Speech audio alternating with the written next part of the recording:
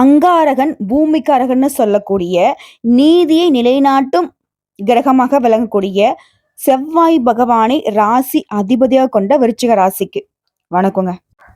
தலைப்பு பார்த்திருப்பீங்க, விருச்சிக ராசிக்கு தலைக்கு மேல சுத்தக்கூடிய கத்தி. ஆனா அதுல இருந்து ஒரு விடிவு காலம் கொடுக்கிற மாதிரி உங்களுடைய அதிபதியுடைய மாற்றம் உங்களுக்கு சாதகம்.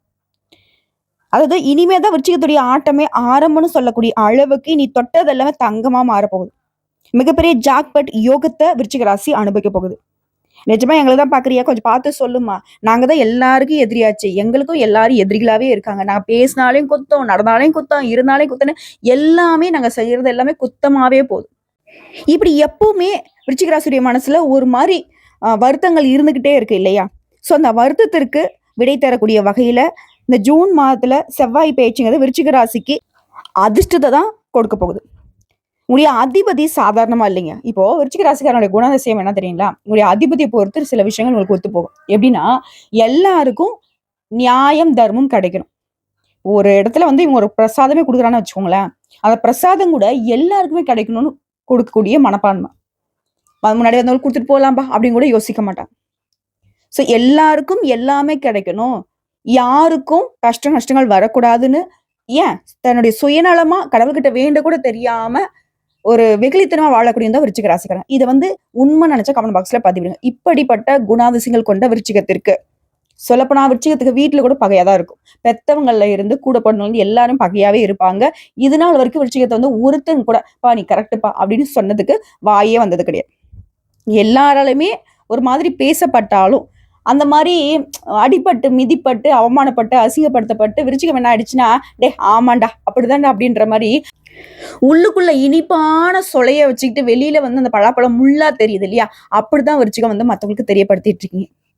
நெருங்கி வரவங்களுக்கு நீ எந்த அளவுக்கு உண்மையானவங்க, உயர்ந்த உள்ளம் படைத்தவங்க அப்படிங்கறது ஒரு சிலருக்கு மட்டும் தான் தெரியும். அவங்களே சில நேரங்கள்ல உங்களை வந்து ஒதுக்கி வச்சும் போயிருக்காங்க. சோ இப்படி வாழ்க்கை ஒரு மாதிரி வெறுப்போட வாழக்கூடிய உங்களுக்கு உங்களுடைய அதிபதி ஓரளவுக்கு சந்தோஷத்தை கொடுக்கலான்னு முடிவு பண்ணியிருக்காரு. நீ என்ன வேணா செய்ப்பா, உனக்கு நான் கூட இருக்கேன்னு சொல்லிட்டு ஒரு 45 நாட்களுக்கு இவருடைய பயிற்சிங்கிறது உங்களுக்கு சாதகமா வந்து நிக்குது. சோ உங்களுடைய அதிபதி எந்த மாதிரியான விஷயங்கள்லாம் உங்களுக்கு சாதகத்தை கொடுக்க போறார்? பொதுவா ஒருத்தருடைய ஜாதகத்துல செவ்வாய் பகவான் சரியில்லை அப்படின்னா எதிரிகள் தொல்லை இருக்கும். கொலை, கொள்ளை, வழக்கு, ஜெயிலுக்கு போறது, இப்படி எல்லாமே பிரச்சனையாவே வந்திருக்கும். ஆனா இவரு மட்டும் சாதகமா இருந்துட்டா, இப்போ ஒரு எதிரிங்கிறவங்க உங்களுக்கு நல்லது பண்ணா எப்படி இருக்கும்? கெட்டவங்க திருந்திட்டா எந்த அளவுக்கு வந்து பார்த்தனாக்கா அவங்க நல்லது, அதாவது எந்த இடத்துல தப்பு இருக்கோ அது எல்லாத்தையுமே அவங்க சரி பண்றதுக்கு ஈஸியான ஒரு வழி இல்லையா? அந்த மாதிரிதான் உடைய அதிபதியை பொறுத்த வரைக்கும் ரொம்ப வலிமையான கிரகம். நிறைய கஷ்டங்களுக்கு இவர் காரணகர்த்தாவும் இருப்பாரு சைலண்டா. சோ அவர் உங்களுக்கு சாதகமா இருக்கக்கூடிய பட்சத்துல ஒட்டு மொத்தமா ஆதி முதல் அந்த வரைன்னு சொல்லக்கூடிய அளவுக்கு உங்க வாழ்க்கையில கூடிய ஒவ்வொரு பிரச்சனையுமே சரி செஞ்சு கொடுக்க போற. அதாவது விருச்சிக ராசிகாலுக்கு துலாம் ராசிகாரர்கள் போலவே அருமையான செவ்வாய் பயிற்சியா இருக்க போகுது. என்னதான் உங்க அதிபதி வந்துட்டு சில பேருக்கு நல்லது பண்ணாலும் உங்களுக்கு இது நாள் வரைக்கும் நல்லது பண்ணல. காரணம் அவர் வந்து நீச்ச ஸ்தானத்துல இருந்ததுதான். சோ இதனால பயம் இருந்திருக்கும், தெளிவில்லாம இருந்திருப்பீங்க, குழப்பத்தோட இருந்திருப்பீங்க, தடுமாறி நின்று இருப்பீங்க, தவறான முடிவுகள் எடுத்திருப்பீங்க. இப்படி இருந்த விருச்சிகத்துடைய வாழ்க்கை இப்ப அற்புதமான மாற்றத்தை ஏற்க போகுது. ஏன்னா ராசிக்கு குருவுடைய பார்வை இருந்த வரைக்கும் எந்த பிரச்சனையும் இருந்திருக்காது. ஆனா மே மாதம் 14 முதல் ஜூன் மாதம் 6ஆம் தேதிக்குள்ள அனைத்து விதமான குழப்பங்களையும், அனைத்து விதமான சங்கடங்களையும், சலிப்புகளையும் சந்திச்சிருப்பீங்க இல்லையா? இனிமே அந்த குழப்ப நிலை எல்லாமே மாறுது. நான் முன்னாடி சொன்ன எல்லாமே மாறுது, தலைகீழா மாறுதுன்னு வச்சுக்கோங்களேன். தெளிவா இருப்பீங்க, அழகா முடிவெடுப்பீங்க, 10 பேருக்கு நியாயம் சொல்லக்கூடிய அளவுக்கு நல்லது கெட்டது புரிஞ்சிருப்பீங்க. செவ்வாய் பகவான் பொறுத்த வரைக்கும் 9ஆம் இடத்துல இருந்து 10ஆம் இடத்துக்கு பயிற்சி ஆகிறார். 4ஆம் இடத்தை பார்ப்பதன் மூலம் ரியல் எஸ்டேட், விவசாயிகள், வீடு கட்டி கொடுக்கக்கூடிய நபர்கள், அதாங்க கன்ஸ்ட்ரக்ஷன் பிசினஸ் சொல்லுவாங்க இல்லையா? அதே போல சுரங்க தொழிலாளிகள், சுரங்கம் தொழில் பண்றவங்க, சித்தாளு, மேஸ்திரி, ஜேசிபி வாகனம் வைத்து வேலை செய்யறவங்க, இந்த மாதிரி நிலம் சார்ந்த எந்த வேலையாக இருந்தாலும் சரி விருச்சிக ராசிக்கு அற்புதமான காலகட்டமா இருக்க போகுது. தடைகள் எல்லாமே நீங்க போகுது. இது உத்தியோக பணிகள் இருக்கக்கூடிய விருச்சிக ராசிக்கு, தனியார் துறையோ அரசாங்கத்துறையோ ஆண்களோ பெண்களோ, என்னம்மா நீ எதுக்கு எடுத்தாலும் இப்படி விரிவா சொல்றியா அப்படின்னு ஒரு சிலர் யோசிக்கிறீங்க. சும்மா ஓவரா பேசாதம்மா, வேற வேலை இருந்தா பாருமா. இதெல்லாம் யார் தெரியுங்களா? அந்த கடவுளை இறங்கி வந்து இதெல்லாம் சரி இதெல்லாம் தப்புன்னு சொன்னாலும் அவரையுமே தப்பா பார்க்கக்கூடிய ஒரு சில ஜென்மங்கள். தப்பா நினைச்சுக்காதீங்க. இது ஒரு சிலருக்கு மட்டும் சொல்றேன். அதாவது ஆன்மீகத்தின் மீதும் ஆண்டவன் மீதும் நம்பிக்கை இல்லைன்னா, இத சொல்றேன்ல முன்னாடி சொன்ன மாதிரிதான். தெய்வமே இறங்கி வந்து முன்னாடி நின்னா கூட நம்ம சந்தேகப்படதான் ஆரம்பிப்போம். அதுவே தான். எதுவுமே இல்லாத ஒரு விஷயத்த நம்பிக்கையோட நீங்க பார்க்கிறப்போ, அந்த விஷயத்துல கூட கடவுள் குடியிருப்பார். உங்களுடைய எண்ணங்கள் அதுக்கு வந்து உயிர் கொடுக்கும். புரியுதுங்களா? தெய்வம் இல்லாம நம்மலாம் இல்லவே இல்ல. நமக்கு வரக்கூடிய சோதனைகள் மட்டும் சரியாகும்னு நினைக்கிறோம். ஆனா ஆண்டவன் நம்புறதில்ல, அதுக்கான வழிபாட செய்யறதில்ல. எந்த ஒரு விஷயத்துக்குமே வந்து பார்த்தீங்கன்னாக்கா, நம்பிக்கையோட முயற்சி பண்றதில்ல. பழிச்சுட்டு அப்படியே போய்க்கிட்டு இருக்கிறது. ஆனா எனக்கு வாழ்க்கை மாறல, அது மாறல, இது மாறல, ஏதாவது ஒரு விஷயத்த வந்து சும்மா கிண்டல் பண்ணிக்கிட்டு போயிட்டு இருக்கிறது. நீங்க சத்தியமா வாழ்க்கையில முன்னேறவே முடியாதுங்க. இவன எழுதி வச்சுக்கோங்க. சரிங்க. ஒரு சிலர பத்தி நம்ம ஏன் பேசிக்கிட்டு? தப்பான எண்ணங்களோட இருக்கவங்களுக்கு கடவுள் கண்டிப்பா தண்டனை குடுப்பாரு இல்லையா? அது ஒரு புறம் இருக்கட்டும். நம்பிக்கை இருக்கிறவங்களுக்கு என்னைக்குமே நம்ம உறுதுணையா தான் இருப்போம். இந்த உத்தியோக பணிகளே இருக்கிறவங்களுக்கு, உங்களுடைய வேலையில இருந்த தடைகள் விலகுது. அரசாங்க உத்தியோகத்துல இருக்கீங்களா? உங்களுடைய அரசாங்க ரீதியான தடைகள் அனைத்தும் நீங்க போகுது. இனிமேல் பணவரவு அதிகமா கிடைக்கும். பழைய கடன்களை அடைச்சிட்டு நிம்மதியா இருக்க போறீங்க. உங்களுடைய செல்வாக்கை உயர்த்தி பிடிக்க போறீங்க. கௌரவத்தை காப்பாத்த போறீங்க. மரியாதை உயரப் போகுது. தொழில் ரீதியான முதலீடுகள் அதிகரிக்க போகுது. சுயமா தொழில் தொடங்கக்கூடிய மாற்றம் உண்டாகுது. ரொம்ப நாளா சம்பளம் வாங்கிட்டு இருக்கேன். ரொம்ப நாளா கூலி வேலை செஞ்சுட்டு இருக்கேன். என்ன பண்றதுன்னு தெரியல. நான் ஒரு நடைபாதை வியாபாரம் பார்த்துட்டு இருக்கேன். சரியான வருமானம் இல்லைன்னு சொல்லிட்டு கஷ்டப்பட்டுட்டு இருக்கக்கூடிய விருச்சிகத்திற்கு வாழ்க்கையில ஒரு மாற்றம் வருங்க. அது ஏற்றமா மட்டும் தான் இருக்க போகுது. ஏன்னா உங்களுடைய அதிபதி உங்களுக்கு சாதகமா நம்மள உட்கார்ந்து, தம்பி இத்தனை நாளா என்னால வந்து உனக்கு நல்லது பண்ண முடியல. இனிமேலாவது வந்து பார்த்தீங்கன்னா, ஒரு சில வாய்ப்புகள குடுக்குறேன். அத வந்து பயன்படுத்திக்கோ அப்படின்ற மாதிரி தான் சில விஷயங்கள் உங்களுக்கு வரும். அப்படி ஒரு வாய்ப்பு வருதுனாக்க தட்டி கழிக்காதீங்க. ரொம்பவும் யோசிக்காதீங்க. எடுத்து கடுமையா உழைப்பு போடுங்க. உயர்வு உண்டு. அதே போல சொத்து சேர்க்கைக்கு வாய்ப்பு இருக்கு. யோகம் இருக்கு. சொந்த வீடு வாங்கக்கூடிய வாய்ப்பு இருக்குங்க. 2018 முதல் பல்வேறு அவமானங்கள பார்த்துட்டு வந்திருப்பீங்க. ஆனா இனி விருச்சிக ராசிக்காரர்கள ஒரு நாக்கு கூட பேச முடியாது. எப்படின்னு கேக்குறீங்களா? அவமானத்துக்கே அவமானம் கொடுக்கக்கூடிய அளவுக்கு, அதாவது துன்பத்துக்கு துன்பம் கொடுக்கக்கூடிய அளவுக்கு விருச்சிகம் உயர்ந்து நிற்க போகுது. இல்லைங்களா? அந்த அளவுக்கு நல்ல காலகட்டம் இது. உங்க ராசிக்கு 8ஆம் இடத்துல குரு இருப்பதால வருமானம் அதிகரிப்பு ஏற்படுது. தொழில் விருத்தி அடைய போறீங்க. திடீர் அதிர்ஷ்டம், பணம் வருவதற்கான வாய்ப்பு எல்லாமே. பணவரவு கண்டிப்பா அதிகரிக்கும்.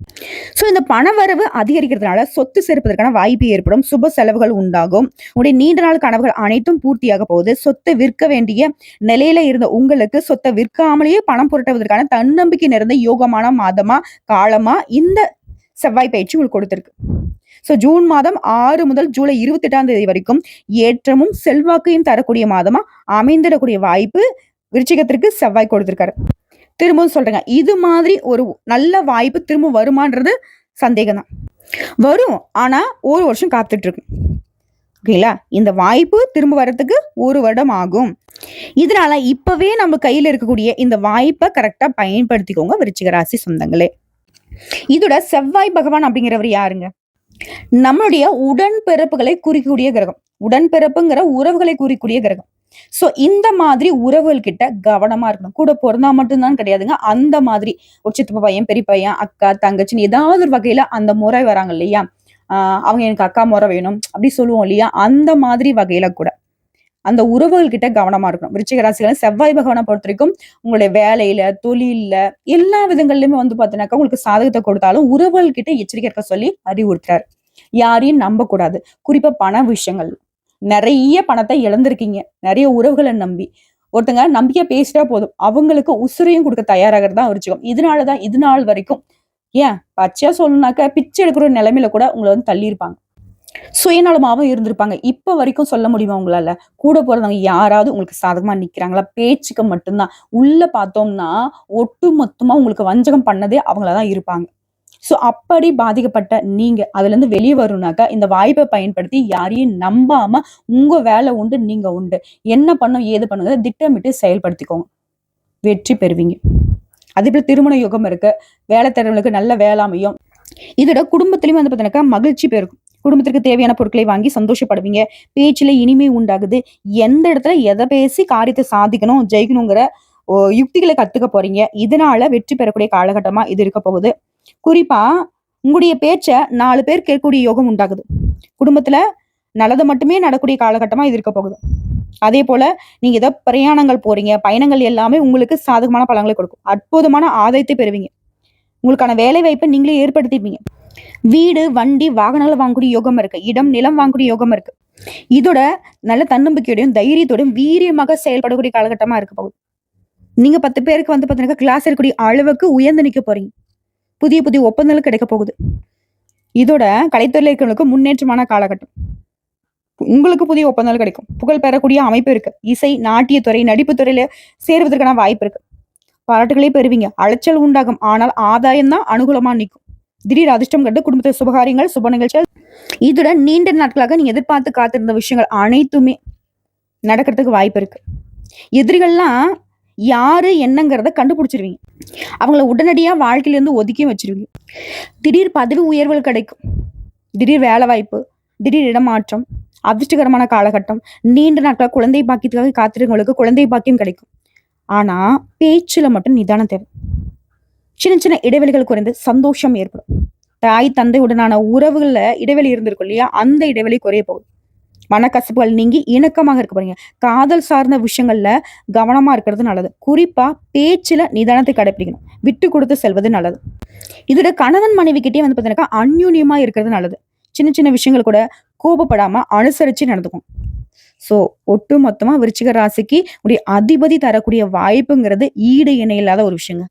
ஏன்னா படாத பாடுபட்டுட்டீங்க. விட்டுடுடா சாமி அப்படின்ற அளவுக்கு ஒரு 2 நாள் லீவு கூடன்ற அளவுக்கு நீங்க ஏங்கி போய் நின்னுட்டு இருந்தீங்க. எங்க பிரச்சனை? யாரால பிரச்சனை? இது யார்ட்ட போய் தீர்க்கிறது? நமக்கே ஒரு மாரி மண்டை குழம்பி போய் கஷ்டப்பட்டிருந்த விருச்சிகத்திற்கு இது வந்து பார்த்தீங்கன்னாக்கா, ஒரு வரம் கிடைச்ச மாதிரி, ஒரு புதையல் கிடைச்ச மாரி. உடைய அதிபதிக்கு இஷ்ட தெய்வமான உங்களுடைய அதிர்ஷ்ட தெய்வமான முருகப்பெருமான் வேலோடியும் மயிலோடியும் வந்து வாடா தம்பி நான் இருக்கேன், வாம்மா நான் இருக்கேன் அப்படின்ற மாதிரி கையை புடிச்ச மாதிரி தான் இந்த காலகட்டம் உங்களுக்கு பலன் கொடுக்க போகுது. ஸோ கரெக்டா பயன்படுத்துங்க. அதோட இந்த செவ்வாய் பகவானுடைய பயிற்சிங்கிறது உங்களுக்கு சாதகமா இருக்க எக்கார்ந்த கொண்டும் அனுதினமும் முருகனை வணங்காம நாளை தொடங்காதீங்க. அது உங்களுக்கு வெற்றிக்கு வழி கொடுக்கக்கூடிய ஒரு விஷயம். சரிங்களா?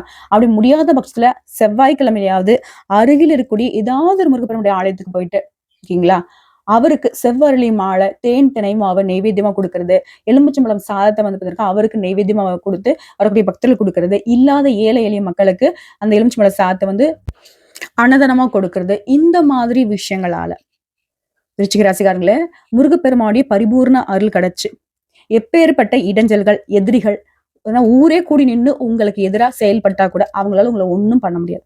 அந்த அளவுக்கு உங்களுக்கு ஒரு கவசமாக இருந்து அந்த கந்த கடவுள் காத்திருள்வார். வாழ்த்துக்களுங்க. நல்லா இருக்க போறீங்க. வெற்றிவேல் முருகனுக்கு அரோஹரா.